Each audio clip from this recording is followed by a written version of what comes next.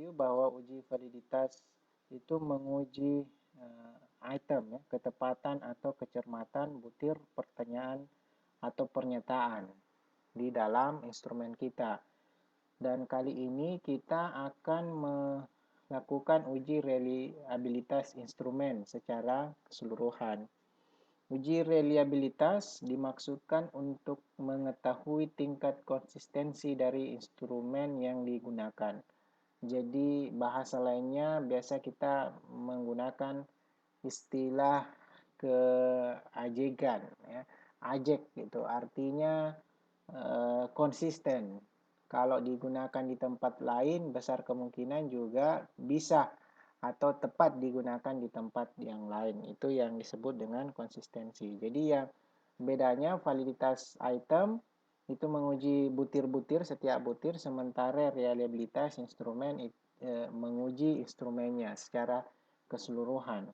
Kalau uji validitas item itu menggunakan dua, ya, yang pertama itu bivariate korelasi bivariate percent dan corrected item total correlation. Sedangkan untuk uji reliabilitas itu kita akan menggunakan alpha Cronbach.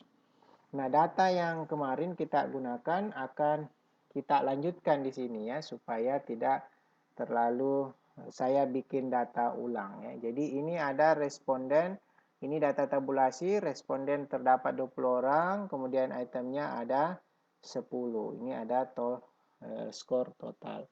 Nah, kita lanjut ya. Dari video sebelumnya itu terdapat setelah kita melakukan uji validitas, terdapat dua item yang tidak dinyatakan tidak valid, yaitu item 9 dan 10. Teman-teman bisa perhatikan video sebelumnya. Sehingga item 9 dan 10 ini tidak perlu lagi kita ikutkan pada saat kita melakukan uji reliabilitas. Nah, kita masuk membuka aplikasi SPSS 22. Ini sementara dibuka.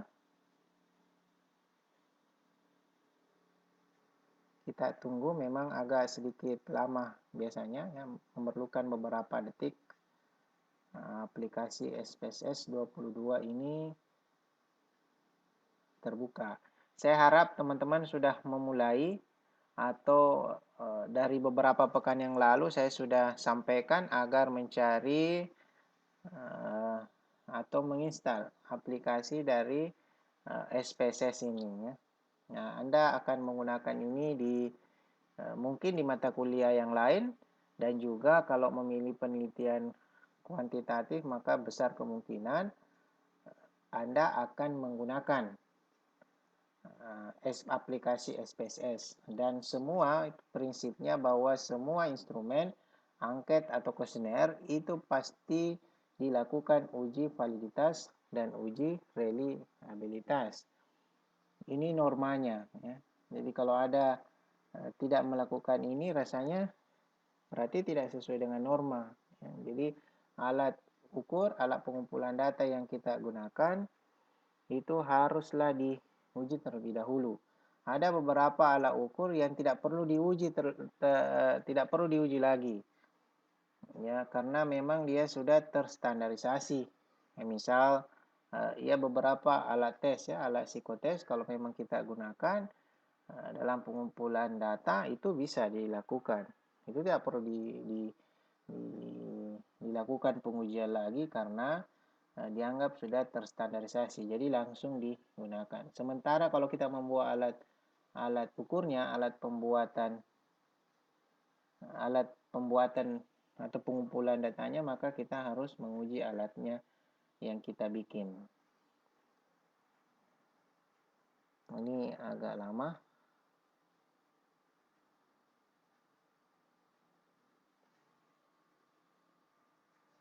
Oke, tampilannya kalau terbuka seperti ini. Seperti sebelumnya, kita new dataset, kemudian kita oke. Nah, muncul halaman seperti ini. Kemudian ya, jadi kita tadi yang saya sampaikan untuk menguji reliabilitas kita menggunakan alpha Cronbach ya. kita lihat ya, klik dari ini data belum masuk ya. Nah, ini harusnya tersimpan kemarin tapi oke, ya saya ulang dulu ya. Ini kemarin kita pakai item 1, ya, item 2, item 3, item 4, item 5, item 6, item 7, item 8, item 9, item 10, dan skor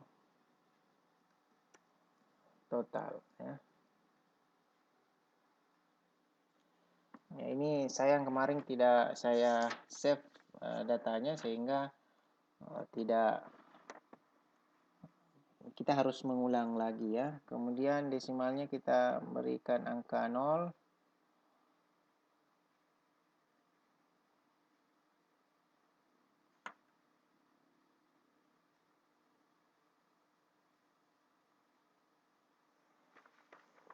Kemudian kolomnya kita berikan angka 5.